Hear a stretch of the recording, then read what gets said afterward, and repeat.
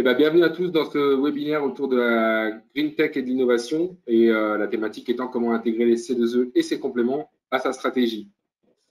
Rappel du contexte rapidement, on a les certificats d'économie d'énergie qui sont un dispositif qui n'est pas forcément maîtrisé ou connu des startups Green Tech. On peut en bénéficier sur certaines conditions qu'on va voir, et puis c'est aussi un instrument extrêmement puissant et extrêmement indispensable de la maîtrise de la demande énergétique. Parallèlement, le mouvement Green Tech, dont Mathieu nous fait le plaisir de vous représenter aujourd'hui, aide les entreprises innovantes à contribuer à la transition écologique, et ensemble, on verra comment créer les économies d'énergie de demain, puisque c'est le rôle des deux plus ou moins dispositifs. Aujourd'hui, on va voir 3 points clés. Rappel, Mathieu, de ce qu'est la Green Tech Innovation et le Green 20. Quelles sont les ambitions, les enjeux et l'accompagnement. Gros focus sur les certificats d'économie d'énergie, comment ça fonctionne, qui est qui fait quoi, et quelle est la distinction à faire entre les opérations standardisées et les opérations spécifiques. Et enfin, quelles sont les complémentarités à prévoir avec un certain nombre de financements tiers au-delà des C2E. Et donc, l'idée, c'est de pérenniser vos business models, notamment au niveau de la stratégie de financement de projets. Pour en parler, je vous remercie tous beaucoup de vous prêter à l'exercice. Et d'abord, je vais laisser Grégory se présenter au niveau de l'ADEME. Oui, bonjour à tous et toutes. Donc, je suis Grégory Chédin, je suis le coordinateur du dispositif C2E au niveau national pour l'ADEME, donc porte d'entrée en fait du dispositif.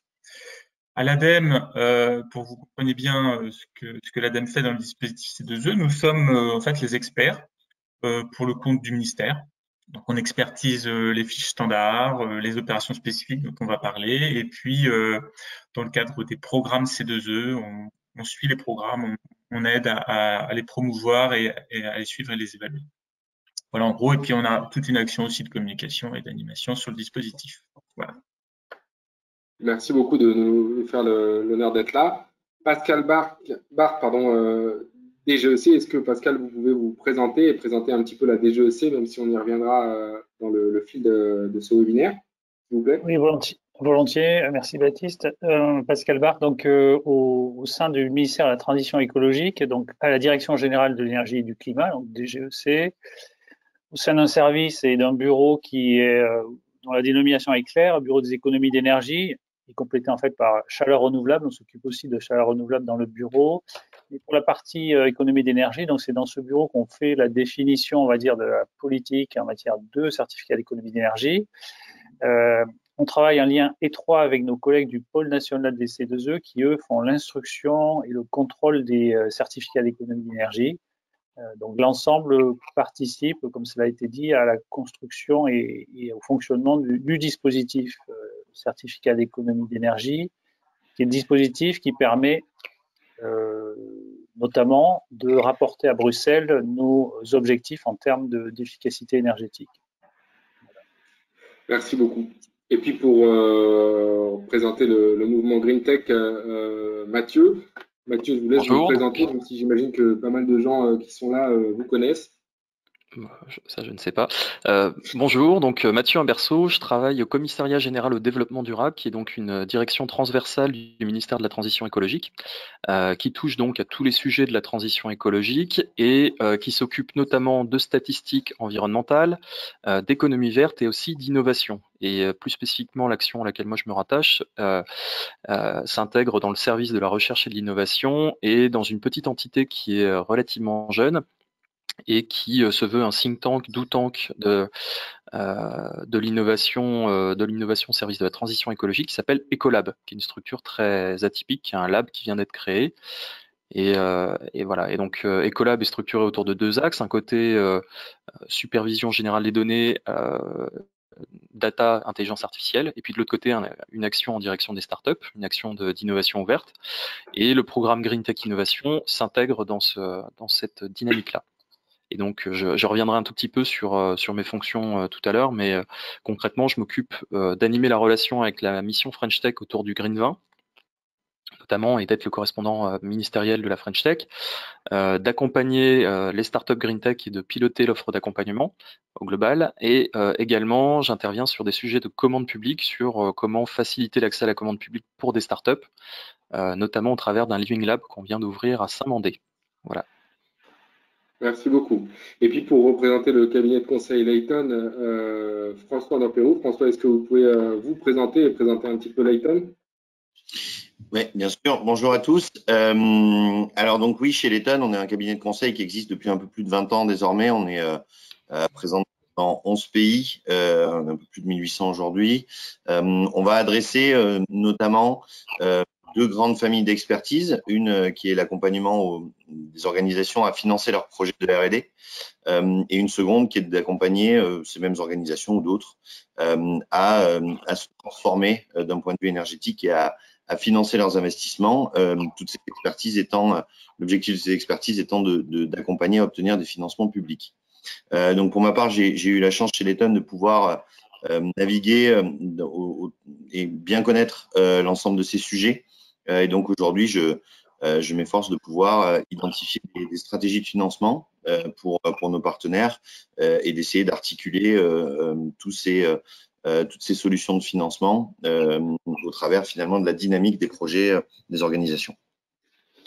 Donc, merci beaucoup à tous les quatre de vous prêter à l'exercice pendant ces 3 quarts d'heure de webinaire dédié au C2E pour les Green Tech, et à tous les participants, vraiment profiter de la présence de ces différentes personnalités et entités pour poser vos questions en live, au-delà de tout ce qu'on va vous présenter, qui logiquement va répondre dans la majorité à tous vos besoins, mais vraiment profiter du chat à votre disposition pour poser des questions live. Pour introduire un peu le sujet, je voulais vous passer ce slide. En fait, on est tous conscients qu'il faut changer la façon dont nous produisons, commercialisons et consommons l'innovation.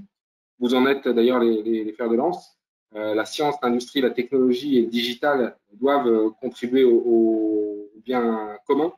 Mais en fait, concrètement, comment s'y prendre, comment s'y mettre sans être dans le simple artifice marketing ou dans le one-shot événementiel, comme par exemple, ce qui est déjà très bien, ce qui est en train de faire Adidas à Paris et New York, et comment tendre vers ce que fait par exemple l'entreprise Water Horizon, qui développe des solutions comme vous, très concrètes, très pragmatiques et très utiles pour le bien commun et pour la planète. Donc voilà, c'est comment aussi agréger les mastodontes vers le réel Green Tech, et inversement, peut-être, comment les Green Tech peuvent, au-delà de ça, se structurer grâce aux équipes de Mathieu sur leur stratégie financière et aussi leur stratégie marketing. Et donc, voilà, comment lier l'utile à l'agréable. C'est un peu le sujet aussi du webinaire. Mathieu, est-ce que vous pouvez un petit peu nous présenter rapidement le mouvement Green Tech, les ambitions, les enjeux et l'accompagnement? Bien sûr. Alors, l'initiative Green Tech, c'est une initiative qui est née en 2016, qui a bien grandi depuis, puisque nous en sommes à la 7e promotion de start-up labellisée Green Tech Innovation. Nous avons monté depuis, donc outre cette sélection de start-up sur des critères d'innovation, de déploiement et de potentiel d'impact environnemental, nous avons également monté récemment un réseau national d'incubateurs qui existe en réalité depuis 2018, mais qu'on a réactualisé à la demande de notre ministre en octobre dernier, et qui compte 27 membres aujourd'hui, avec comme objectif de mailler le territoire aussi bien d'un point de vue territorial, donc localisé, et en même temps thématique, avec des acteurs, donc les incubateurs, qui sont les fers de lance de leurs écosystèmes en faveur de la transition écologique. Voilà, donc on a cette action-là, et on a également une structure qui a été créée, comme je le disais tout à l'heure, à Saint-Mandé, qui est un Living Lab dédié à la commande publique et au transfert de connaissances des organismes scientifiques et techniques vers les startups. Alors, sans m'appesantir sur ce point-là, je vais rentrer dans le vif du sujet. Au sein de la Green Tech Innovation, on a une offre d'accompagnement qui est structurée, qui existe depuis plusieurs années, mais qu'on a réactualisée également en octobre à la demande de notre ministre. Et elle se structure en 5 piliers. Ce qu'on apporte aux startups, c'est tout d'abord de la visibilité, en commençant par le label, puisque c'est une belle reconnaissance et ça leur ouvre un certain nombre de portes. On a pas mal de retours d'expérience de startups qui, grâce à cette visibilité, ont pu obtenir des concours plus exigeants, plus considérés comme plus sélectifs. Un booster commercial et réseau, donc en gros des mises en relation avec des futurs clients, des futurs investisseurs, etc. Donc des parties prenantes qui peuvent concourir à leur développement, en particulier commercial, puisque c'est une de leurs principales attentes. Un booster digital qu'on va vraiment accentuer cette année, qui consiste à offrir un certain nombre de services accessibles directement en ligne pour les startups sans qu'elles aient besoin de passer par nous. la plupart du temps, donc accès à des études de marché, accès à des contacts presse ou à des contacts décideurs publics, un accès simplifié aux données du ministère, accès à de la formation en ligne et tout un cycle de webinaires dont celui-ci fait partie d'une certaine manière. Le précédent, pour vous donner un autre exemple, était sur le thème des données de l'hygiène. Et donc une de nos missions, c'est aussi de faire le lien davantage avec les politiques publiques.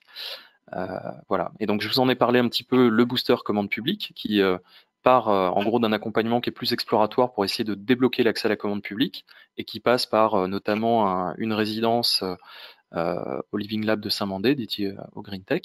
Et enfin, là, une des nouveautés également de cette année, c'est l'accompagnement au travers d'un booster premium d'une initiative qui s'appelle Green 20, et dont je vais reparler dans un instant avec la slide d'après. Donc là, c'est vraiment un accompagnement sur mesure pour les projets les plus ambitieux en faveur de la transition écologique.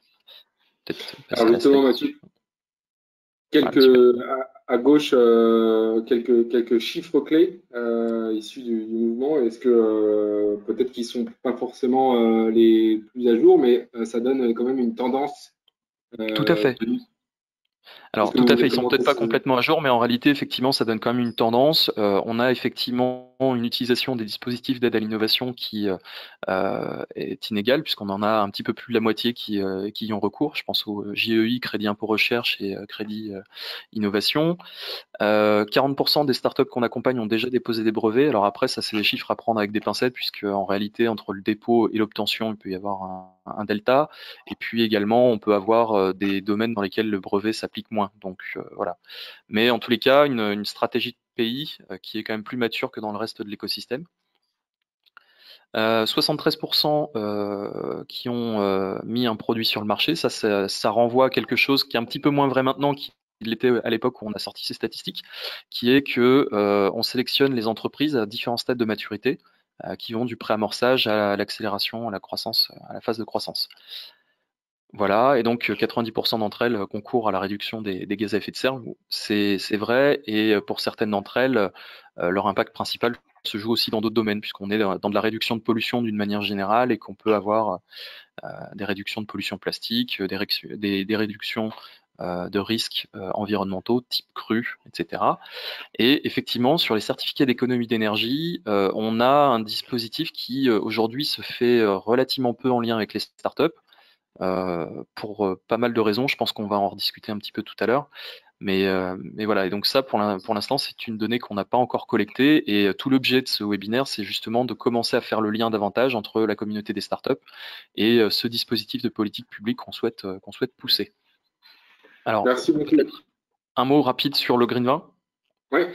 Alors, vraiment très rapide. Donc, le Green 20, c'est une initiative conjointe de la mission French Tech et du ministère de la Transition écologique qu'on a co-construit avec eux, qu'on co-anime avec leurs équipes.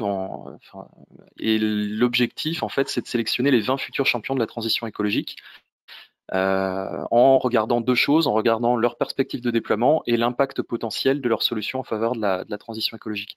Et ce qu'on aime beaucoup dire entre nous, c'est que les prochaines licornes seront des licornes vertes. C'est quelque chose dans lequel on croit beaucoup, puisqu'on a effectivement dans ces 20 futurs champions des entreprises à très très fort potentiel. Et certaines d'entre elles peuvent avoir un réel besoin en matière d'accès au certificat d'économie d'énergie. Ça peut être un vrai levier pour accélérer. Donc voilà, je compléterai s'il y a des questions. Pour cette transition vers la partie principale du webinaire. Et puis effectivement, comme Mathieu le dit, n'hésitez pas au fur et à mesure à poser vos questions. Profitez de la présence de ces intervenants. Les certificats d'économie d'énergie, donc on va en parler principalement pendant cette partie, comment ça fonctionne, quelles en sont les subtilités. Alors, je vous laisserai, messieurs, commenter ou me reprendre sur les définitions que je vais donner. D'abord, dans les certificats d'économie d'énergie, le principe même, c'est un certain nombre d'obligés, qui sont des fournisseurs d'énergie, qui ont un devoir de faire réaliser ou de réaliser les économies d'énergie sous peine de fortes amendes. Et pour permettre d'éviter les amendes, ils peuvent bien proposer à des bénéficiaires qui sont des particuliers, des entreprises, de leur permettre de faire réaliser des travaux d'économie d'énergie et donc de faire baisser leur consommation énergétique. Est-ce que jusque-là, messieurs, j'ai bon? C'est bon? Ça va, j'ai un peu chaud, mais ça va. Opérations standardisées. Donc, dans les certificats d'économie d'énergie, il y a deux typologies d'opérations. Les standardisées qui sont élaborées pour faciliter le montage d'actions d'économie d'énergie. Elles sont classées par secteur, du résidentiel, du tertiaire, l'industriel, agro, transport et réseau. C'est des fiches qui sont révisées à une certaine périodicité et puis qui sont standardisées. Notamment, Grégory pourra ou Pascal pourront aussi en attester via les entités étatiques et qui sont voilà, un peu figées dans le marbre et soit on y répond et on peut y prétendre, soit on n'y répond pas. Et dans ces cas-là, est-ce que c'est bon, Grégory et Pascal, sur cette définition? Oui, je rajouterais qu'il y a à l'heure actuelle environ 200 fiches standards dans un catalogue. On appelle voilà, il y a un catalogue des fiches standardisées où effectivement on peut aller piocher l'opération que l'on souhaite faire, que ce soit la récupération de chaleur, soit production de froid, que ce soit le montage de chaudières, haute performance énergétique, isolation dans les bâtiments. Voilà, il y a plus de 200 opérations à l'heure actuelle. Oui, pour compléter ce que dit Grégory, effectivement, il y a plus de 200, il y a 206 à ce jour fiches qui sont dans ce fameux catalogue. Et on en révise, bon an, mal an, entre 30 et 50 à peu près, révision ou création de nouvelles fiches. C'est la voie royale pour obtenir les certificats d'économie d'énergie, c'est-à-dire le volume est essentiellement produit par cette voie-là. À peu près 70% des C2E sont produits par des opérations qui sont aisément réplicables et massifiables par les fiches d'opérations standardisées.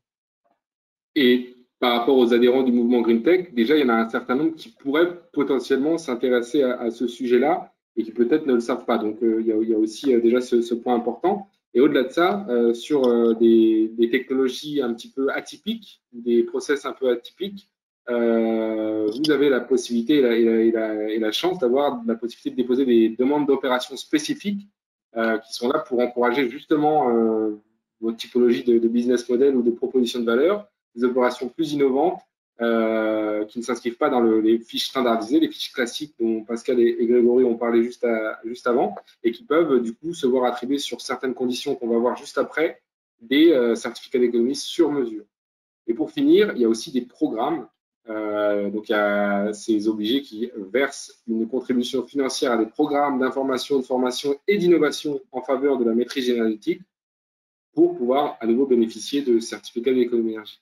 Est-ce que, messieurs, vous voulez rapidement décrire un petit peu mieux le sujet programme, notamment au niveau d'innovation? Oui, sur les programmes, on peut donner l'état actuel. On a plus de 70 programmes en cours au mois de juin 2021. La plupart ont été retenus après des appels à programmes qui ont eu lieu en 2018 et 2019.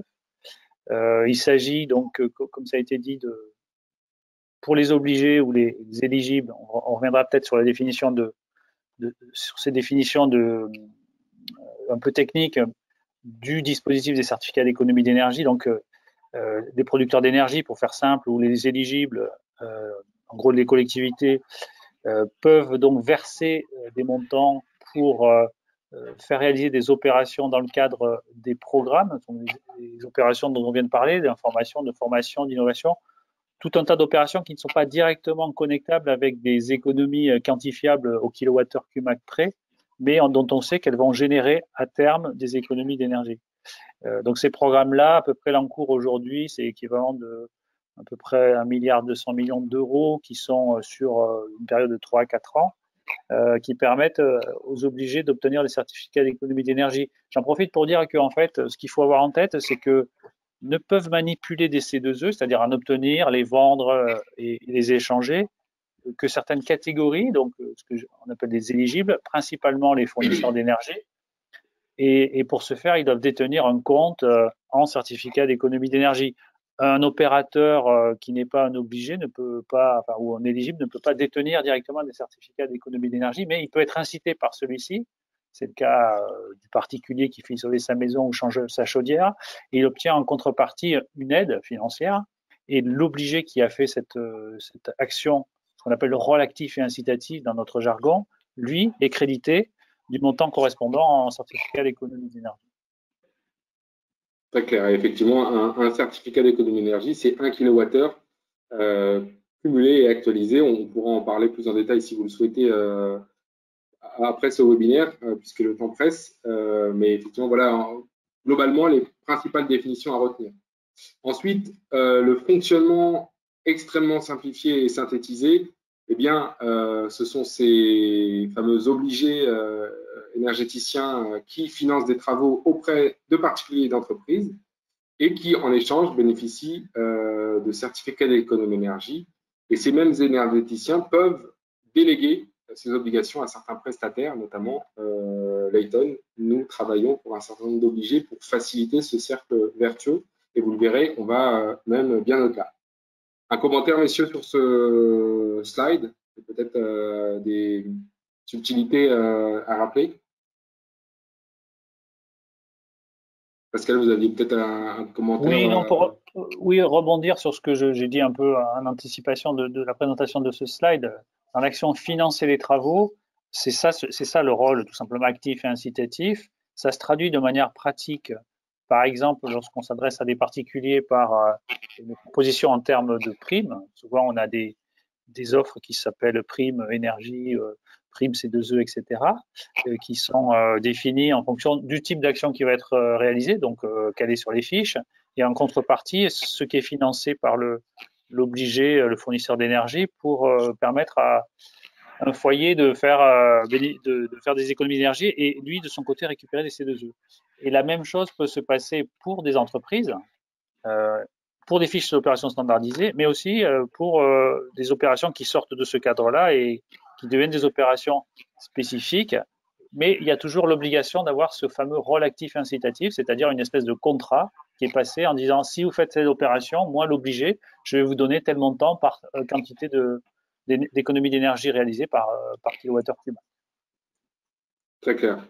Alors justement, qui vous êtes présenté rapidement au début, mais est-ce qu'on peut repasser rapidement sur qui est qui et qui fait quoi? Donc on a tout en haut les fameux obligés qui incitent les bénéficiaires à réaliser des opérations d'économie d'énergie.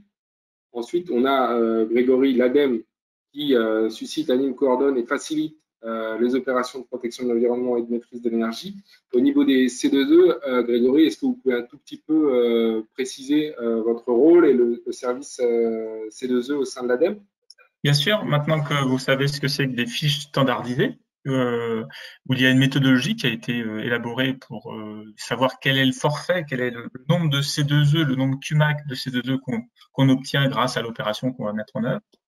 Eh bien, cette fiche méthodologique, cette fiche standardisée, elle a été élaborée par des acteurs et donc nous, l'ADEME, nous l'expertisons, nous validons avec la DGEC, puisque nous avons des experts thématiques. Donc voilà ce que nous faisons sur les opérations standardisées. Dans les opérations spécifiques, donc qui ne sont pas des opérations dans le catalogue, c'est une opération qui est vraiment particulière. Il y a besoin d'instruire, d'expertiser cette opération. Donc c'est le pôle national C2E qui récupère le dossier. Mais nous, ADEME, soit en amont, on est sollicité pour demander un avis, soit le pôle national C2E, donc du ministère, nous demande une expertise formelle et nous demande voilà, qu'est-ce qu'on pense et quel est notre avis sur ce dépôt d'opérations spécifiques. Voilà. En gros, et puis sur les programmes, vous avez vu, donc les programmes, nous, on est dans les comités de pilotage des programmes, on est là pour essayer que les programmes soient coordonnés le plus possible avec les autres actions au niveau territorial notamment. Voilà, et puis on aide le plus possible le porteur de programme. Merci beaucoup. Et vous fournissez aussi des guides, notamment des guides sur les opérations spécifiques. Je vais en parler exactement. Alors, on élabore des guides, donc je vais vous mettre un lien sur le guide des opérations spécifiques, on va en reparler. On fait aussi des journées techniques ou des animations et aussi des ateliers avec la T2E. Donc, je peux aussi parler de la T2E qui est en bas. Donc, il y a vraiment un triptyque qui est organisé entre le ministère, la DGEC, l'ADEME, nous et la T2E sur, par exemple, l'élaboration des fiches standardisées. La T2E, ils mettent en concertation, en lien les acteurs et il y a des groupes de travail qui sont élaborés ces groupes de travail qui sont mobilisés pour élaborer les fiches standardisées notamment.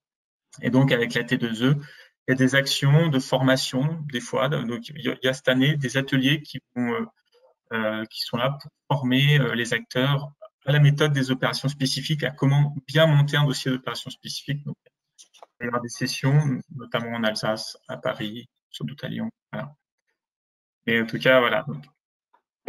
Est-ce que Pascal, vous voulez un petit peu compléter Oui, pour illustrer peut-être comment fonctionne tout ça, parce que c'est parfois un peu abstrait, mais Grégory a très bien dit le rôle de l'ADEME, expert technique du ministère, notamment sur les fiches standards, les fiches d'opération standardisées. Si on fait le parallèle avec la couture, c'est du prêt-à-porter. Et ensuite, pour les opérations spécifiques, c'est du sur-mesure.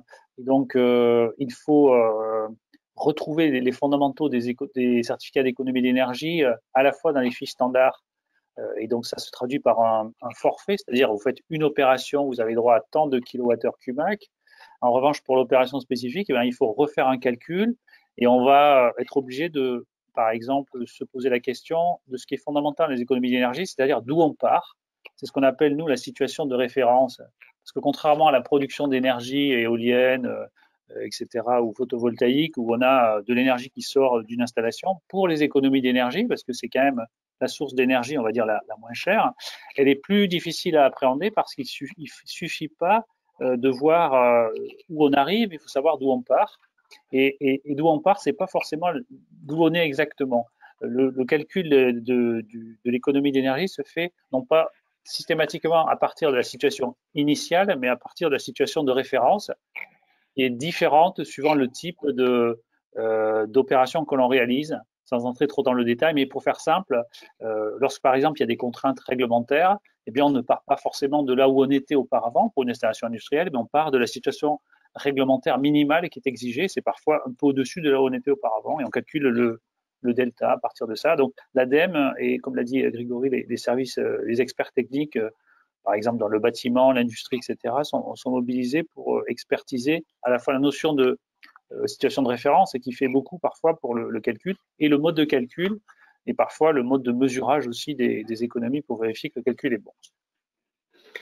Alors, on rentre dans le vif du sujet. Il y a plusieurs questions que je vais essayer de distiller au fur et à mesure. Est-ce que Grégory, vous pouvez un peu nous présenter ce que sont les opérations spécifiques, quels sont les critères à respecter? Et puis, après, je vais vous poser quelques questions. Et quels sont, au-delà des critères, les recommandations que vous feriez pour aller demander à prétendre à des opérations spécifiques? Et juste après votre explication, je vais vous poser quelques questions qui sont posées en live.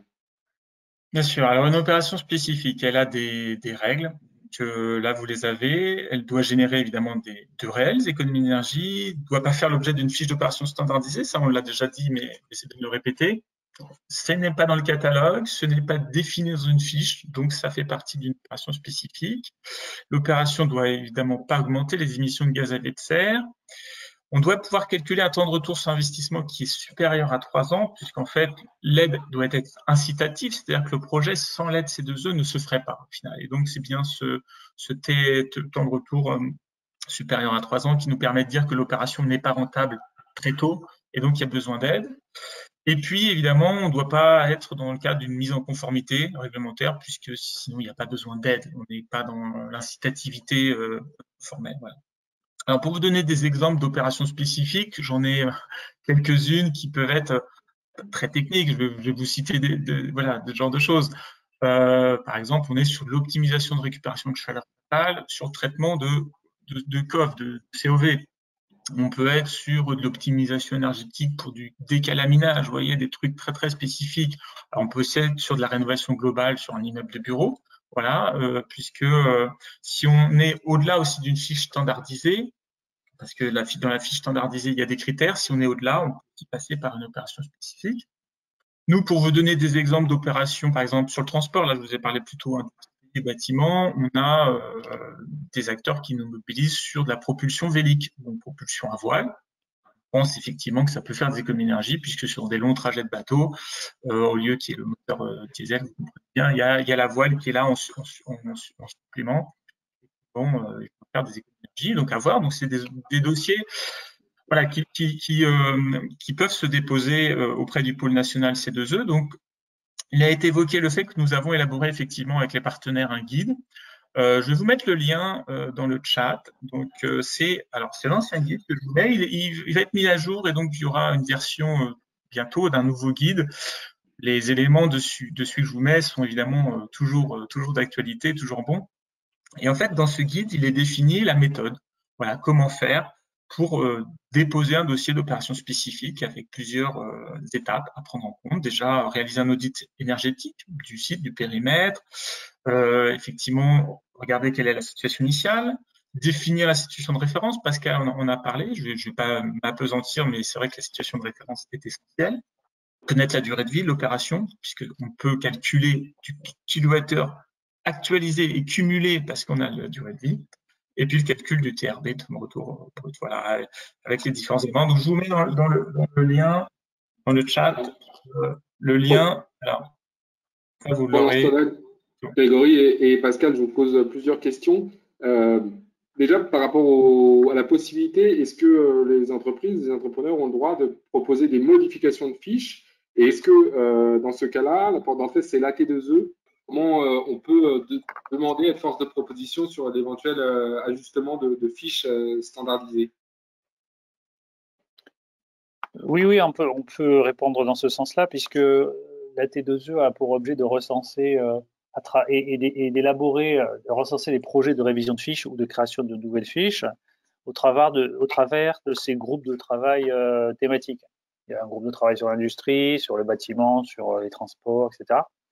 Donc, c'est effectivement le moyen qui est trouvé, puisque au sein de l'AT2E se rencontrent des obligés, etc., des légataires, mais aussi des fabricants, des fabricants, des gens qui proposent de la mise sur le marché d'équipements, etc. Et c'est dans le cadre de ces discussions techniques où on peut se mettre d'accord sur la nature d'une fiche. Après, comme l'a dit Grégory, ça fait l'objet d'une validation ADEME et surtout, en fait, avant la publication, il faut qu'on ait une validation de notre côté administration. Très clair. Donc, on peut demander à y prétendre en s'adressant à la T2E, c'est ça?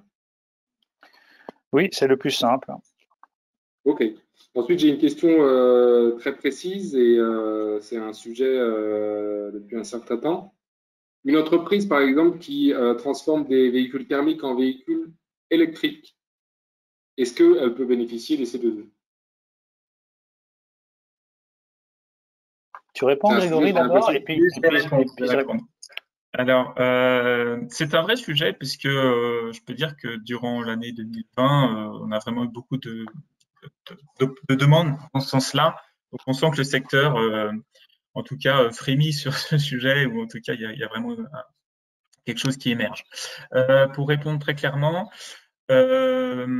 on a fait une étude sur comment on peut intégrer une composante carbone, puisqu'en fait, pardon, je vais essayer d'être un peu rapide dans ma réponse quand même. Le dispositif C2E, ce sont des économies d'énergie. Et pour prétendre, effectivement, et avoir un forfait, donc un revenu financier pour des C2E importants, il faut qu'il y ait des économies d'énergie importantes. Et quand on passe d'un véhicule thermique à un véhicule électrique, et quand on parle d'énergie finale, le gain en économie d'énergie finale est relativement faible. Et au final, souvent, le montant C2E va être assez faible. Alors, si on fait du rétrofit de véhicules, parce que le coût d'un rétrofit est élevé, donc souvent le montant financier C2E va être faible. Et si on est sur carrément de l'achat de véhicules électriques, alors il y a tout un tas d'autres aides. Et je dirais que le dispositif C2E n'est pas forcément adapté dans ce cadre-là. Pascal, je te laisse compléter peut-être.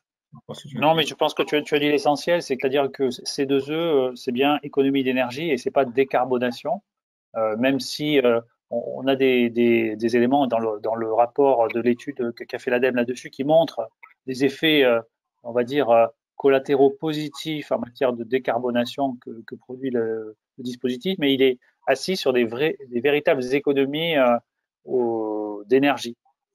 Et or, on sait que, comme on vient de le dire, en termes d'économie d'énergie, la transformation d'un véhicule thermique en un véhicule électrique n'est pas suffisamment probant pour générer un volume intéressant, faut le dire vite.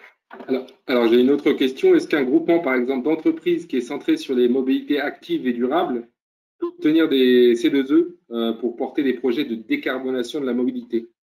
J'ai déjà un petit peu répondu, mais si vous voulez préciser, pardon. Voilà, faut de l'économie d'énergie. C'est la décarbonation. Le dispositif C2E n'est pas fait pour valoriser les émissions de carbone ou de gaz évité. On est vraiment dans les économies d'énergie finales. Donc, il faut surtout qu'il y ait ça pour pouvoir prétendre à avoir des C2E importants, enfin, un financement important. Oui, parce que pour compléter, ça risque d'être déceptif en niveau de rémunération. Voilà. On peut arriver à démontrer qu'il y a des économies d'énergie, mais en général, elles sont relativement modestes. On a par exemple une fiche standard sur l'acquisition des vélos à assistance électrique. Elle est très peu rémunératrice et assez peu utilisée d'ailleurs, hein, donc en cours de révision, mais sur le calcul, on obtient des montants relativement faibles et effectivement, il y a plutôt d'autres dispositifs probablement qui seraient plus adaptés.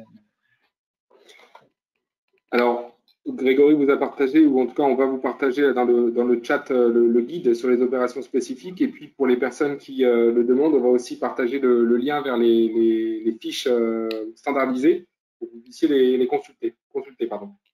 Combien de temps, peut-être aussi François y répondre, lorsqu'on fait une demande d'opération spécifique, on sent que ça peut être défendu. Combien de temps entre la demande et l'obtention? C'est un temps long? Un point important, en fait, c'est, comme le précisait Pascal tout à l'heure, c'est qu'on doit démontrer le rôle actif incitatif. C'est-à-dire que lorsqu'un obligé ou un obligé par délégation tel que nous va intervenir pour tenter en tout cas de proposer une incitation financière, cette incitation, elle doit être proposée avant évidemment la réalisation des travaux, puisqu'elle doit accompagner la prise de décision de réaliser cette opération. Donc, il y a un impact important sur la durée d'obtention, qui est bien évidemment la durée des travaux, puisqu'une fois qu'on a pris la décision d'initier la démarche, eh bien ensuite il faut mettre en œuvre la solution pour pouvoir constituer le dossier qu'on transmettra, donc que l'obligé transmettra par la suite au Pôle national des certificats d'économie d'énergie. Et ce dossier contient un certain nombre d'éléments, notamment finalement la facture de fin des travaux. Et puis lorsqu'on parle d'une opération spécifique, un certain nombre d'éléments de mesure qui viendront en aval de la réalisation de l'opération.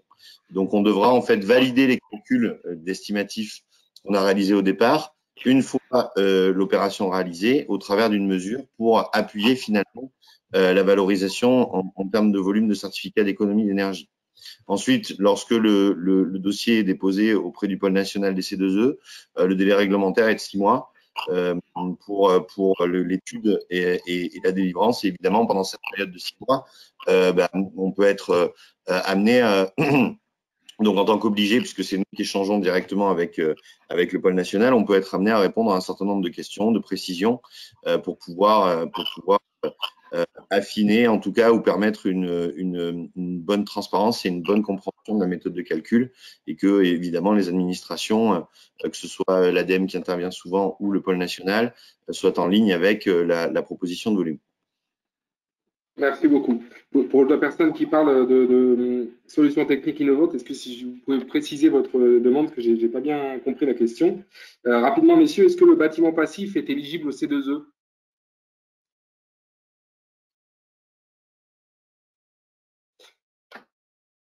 J'ai l'impression que c'est une question qui vous inspire.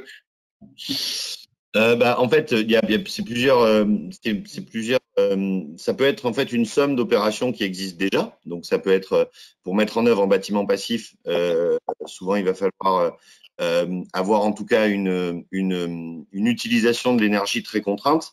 De toute façon, un bâtiment, il va consommer de l'énergie. En revanche, ça nous permet effectivement de préciser que les solutions de production d'énergie, même renouvelables, ne rentrent pas dans l'utilisation de ce dispositif-là. Ce dispositif est là pour financer des économies d'énergie et non de la production d'énergie. Et un bâtiment passif, finalement, c'est d'abord un bâtiment qui consomme peu et après, souvent, des solutions de production d'énergie renouvelable. Donc, typiquement, nous, on a la chance chez l'État dans un bâtiment comme celui-là à Issy-les-Moulineaux, et donc tout le toit est pavé de panneaux solaires. Donc, effectivement, le bâtiment consomme peu. Et c'est les choses qu'on met en œuvre pour peu consommer, c'est-à-dire des systèmes de chauffage très économiques, un bâtiment isolé, etc. Tout ça, ça va être éligible souvent au travers de fiches standardisées. Donc, on va sommer des opérations. Soit on peut avoir une rénovation globale également. Mais en revanche, les solutions de production d'énergie, elles, ne seront pas éligibles, puisqu'encore une fois, à l'instar de la limitation des émissions de gaz à effet de serre, c'est pas l'objet de ce dispositif. Il y a d'autres solutions pour trouver des financements, mais ici, ce ne sera pas l'objet pour la production. Juste pour compléter rapidement, ce qui a été dit est tout à fait exact. Les dispositifs C2E ne visent pas à financer du neuf, notamment pour les bâtiments. C'est essentiellement des opérations de rénovation, puisqu'on part d'une situation qu'on améliore. Voilà. Ensuite, pour le neuf, il y a des contraintes réglementaires qui s'appliquent et c'est d'autres dispositifs incitatifs qui sont adaptés. Ensuite, si vous avez la chance de prétendre au C2E sous forme d'opération standardisée ou spécifique en tant qu'entrepreneur en devenir de la Green Tech, eh bien, c'est aussi un énorme potentiel avantage commercial à proposer à vos clients, à vous-même, parce que ça vous fait de la trésorerie. Eh bien, par rapport à vos concurrents, c'est du net à payer diminué, et puis des services additionnels. Vous avez aussi la possibilité de faire des nouvelles préconisations en performance énergétique afin d'améliorer le système de clients grâce à des offres gratuites ou en tout cas de gagner énormément en compétitivité du fait de pouvoir dire à vos clients bah, ça c'est éligible et donc ça va vous permettre de faire une décote sur le prix de vente que vous proposeriez. Donc voilà, c'est ça l'idée, c'est de proposer si vous êtes éligible à vos clients des travaux financés tout en partie via les C2E. Eh bien, ça permet de dynamiser les ventes et de prendre un certain nombre de mesures vis-à-vis d'un certain nombre de potentiels acteurs concurrentiels sur le marché sur lequel vous vous positionnez. Est-ce que, messieurs, vous voulez un petit peu corriger le tir sur ce que je viens d'évoquer? Ou on peut le résumer Non, enfin, c'est tout à fait vrai. En fait, le principe, c'est effectivement de pouvoir utiliser ce dispositif, non pas en allant rencontrer directement le bénéficiaire, nous, en tant qu'obligés, mais finalement de pouvoir apporter un complément de service à un acteur qui produit ou qui met en œuvre des solutions techniques d'économie d'énergie. Et donc, en fait, assez simplement, typiquement, ça se fait beaucoup sur les solutions de chauffage résidentiel, qui est une opération extrêmement courante. Et donc, en fait, l'installateur va proposer un remplacement d'une chaudière, typiquement par une pompe à chaleur, par exemple. Donc, on pourra, les tonnes, par exemple, inscrire sur le devis de l'installateur moins X euros, donc je ne sais pas, 10 000 euros par exemple, moins 3 500 euros de financement C2E. Et donc, le montant final du devis sera, dans ce cas-ci, de 6 500 euros pour le bénéficiaire final. Et effectivement, ça, on peut avoir sur des opérations bien valorisées une économie de 10, 20, 30, 40, 50% sur le prix final, ce qui a évidemment un intérêt pour le bénéficiaire à qui ça coûte moins cher, mais également un vrai intérêt en termes de croissance et d'accélération de la croissance lorsqu'on a une solution technique éligible, puisque l'accès au marché en devient largement facilité du fait de la diminution du coût d'acquisition pour la personne qui est amenée à l'acheter. Je reviens très rapidement sur ce que précisait Grégory tout à l'heure, c'est-à-dire le temps de retour sur investissement. Le temps de retour sur investissement, c'est assez simple. Hein. J'achète quelque chose qui économise, j'achète quelque chose qui vaut 10. Si ça économise 1 de valeur énergétique par an, eh bien mon temps de retour sur investissement, c'est 10 ans. Il arrive souvent que les C2E arrivent à comprimer beaucoup pour certaines opérations ce temps de retour sur investissement. Et c'est beaucoup plus facile pour un acteur économique de dire si j'achète ça, en fait, en 1 an, 2 ans, une fois que j'ai bénéficié des C2E, en 1 an, 2 ans, je vais pouvoir rembourser mon investissement et ensuite les nouvelles économies d'énergie sur un aspect financier vont être pour moi. Donc l'objet est vraiment celui-là, de venir réduire le temps de retour sur investissement et donc finalement faciliter l'investissement puisqu'il sera la sortie de trésorerie sera sur une période assez courte. Et sur ce slide, attention à ne pas tomber par contre dans le piège des effets d'aubaine qu'on a pu connaître en tant que particulier. Donc voilà, c'est aussi quelque chose qui doit être vertueux, un petit peu comme le crédit d'impôt recherche, de faire avancer les choses.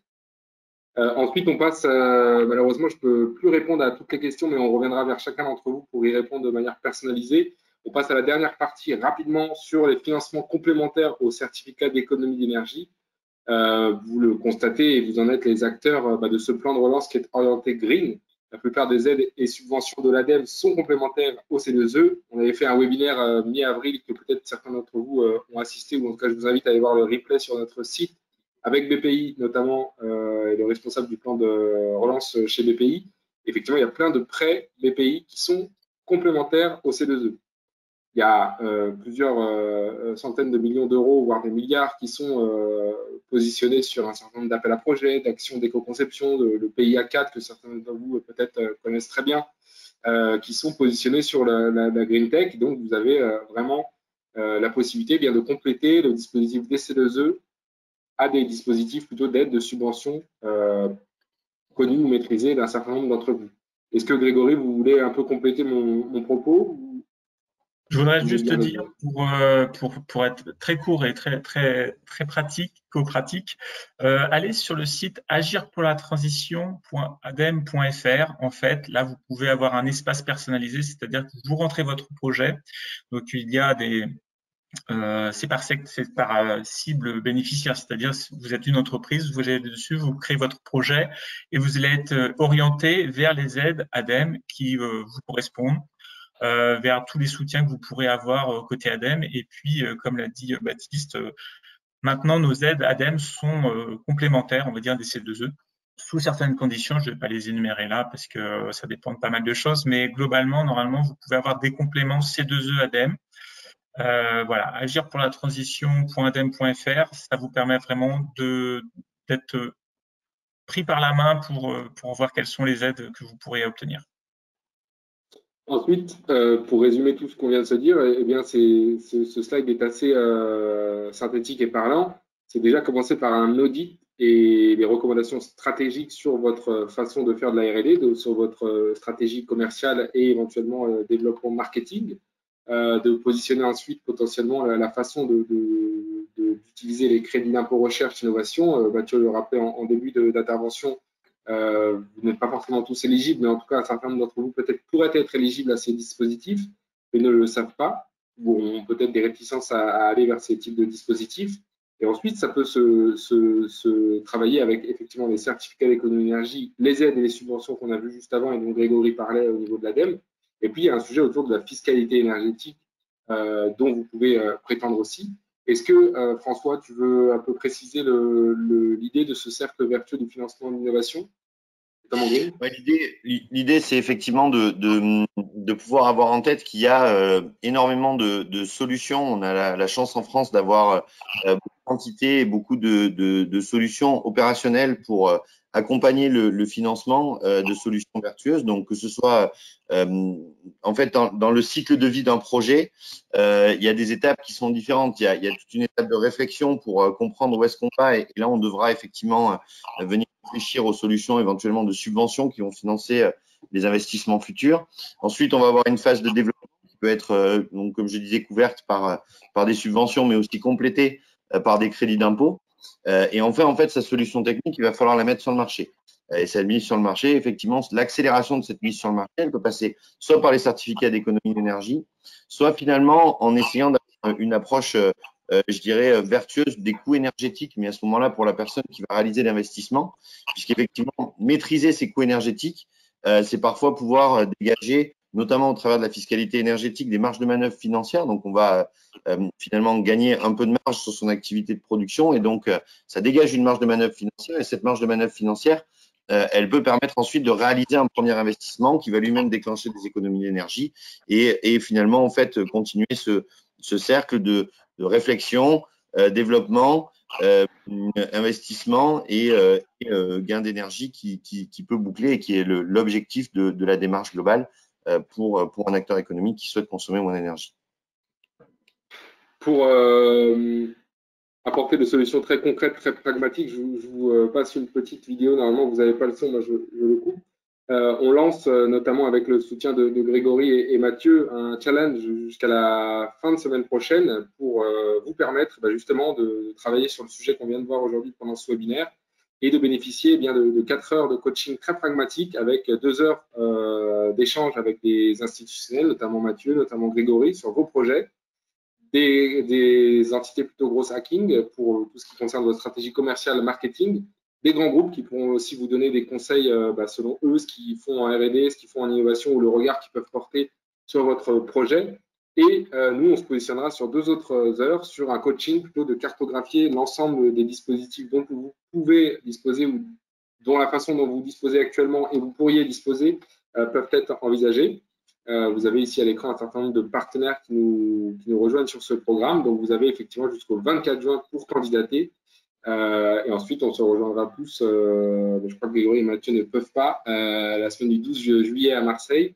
Donc, n'hésitez pas effectivement à candidater sur le site des Challenge des innovations durables. Petite question, Mathieu, sur les Green 20, comment on y candidate? Est-ce que c'est quelque chose qui a vocation à être mis chaque année ou Oui, c'est un programme qui a vocation à être répété chaque année. Après, il vous aura pas échappé qu'on est aussi en année préélectorale, donc les choses peuvent aussi changer avec les évolutions politiques. Mais oui, en tout cas, ça a été pensé pour être un dispositif qui se renouvelle d'année en année. Tout à fait. Peut-être juste une donnée qui n'a pas forcément été évoquée tout à l'heure. Est-ce que vous pourriez juste rappeler concrètement ce que ça peut rapporter d'avoir un C2E à une startup qui s'intéresse au sujet concrètement par mégawattheure évité? En gros, qu'est-ce que ça rapporte? Juste pour qu'ils aient une idée du chiffrage de ce qu'ils peuvent en retirer en termes de bénéfices. En euros? En euros. Ouais. Juste donner un ordre d'idée. C'est fluctuant, bien sûr. Voilà, l'ordre de grandeur historique, il a un peu évolué dans des cas particuliers, mais l'ordre de grandeur historique de la pénalité, c'est-à-dire l'amende auquel les obligés vont être soumis, est de 15 € par mégawattheure. Aujourd'hui, ce qu'on va constater, c'est plutôt un prix qui navigue, parce que ça bouge, ça reste un marché, qui navigue entre 5, 6, 7, 8 € en fonction des périodes. Donc tout ça va être soumis à des dynamiques. Encore une fois, c'est des dynamiques de marché. Donc il y a effectivement le pôle national qui émet des certificats et puis les obligés qui sont soumis à une contrainte. Donc ça bouge un peu, mais voilà, pour une opération qui économiserait 1 giga par exemple, on peut compter au minima sur 5 000 €, 5, 6, 7 000 € d'investissement. C'est un ordre de grandeur qui est plutôt juste. Ok, super. À mon avis, c'est le genre d'ordre de grandeur qui sont importants pour le public qui nous regarde aujourd'hui. Peut-être pour compléter ce qui a été dit, il y a un prix du marché, comme ça vient d'être dit. Donc, c'est consultable librement sur le site EMI. C'est aux alentours entre 8 et 9, suivant qu'on prend le C2E classique ou C2E précarité. Comme ça vient d'être dit, il y a une partie qui est donc incitation, qui est évidemment plus faible. Et juste pour la 5e période, on a relevé la pénalité, elle sera non plus 15, mais 20 €. Tout à fait. Okay. Merci beaucoup à tous d'avoir assisté à ce webinaire. On revient vers vous sur chacune des questions que je n'ai pas pu poser en direct. Malheureusement, on a un peu dépassé le temps imparti. Vous avez donc loisir de candidater sur le challenge des innovations durables jusqu'à la fin de semaine prochaine. Et puis, j'espère qu'on aura l'occasion de se recroiser sur d'autres webinaires sur des sujets comme celui-là. En tout cas, bravo pour les solutions que vous proposez. Et puis j'espère bientôt vous voir en tant que lauréat la prochaine session de Green Tech 20. Et voilà, je vous souhaite une belle fin de semaine et on vous enverra le replay au cours de la semaine prochaine. Merci beaucoup, messieurs, d'avoir joué le jeu de l'intervention. Merci Mathieu, merci Grégory et merci Pascal et François. Et pour la qualité de votre intervention, c'était, j'espère, qualitatif et top et ça a répondu à la plupart des demandes. Et désolé pour les questions que je n'ai pas pu poser en live. Excellente fin de semaine et puis à très bientôt. Merci. Merci beaucoup. Au revoir. Merci à tous. Au revoir.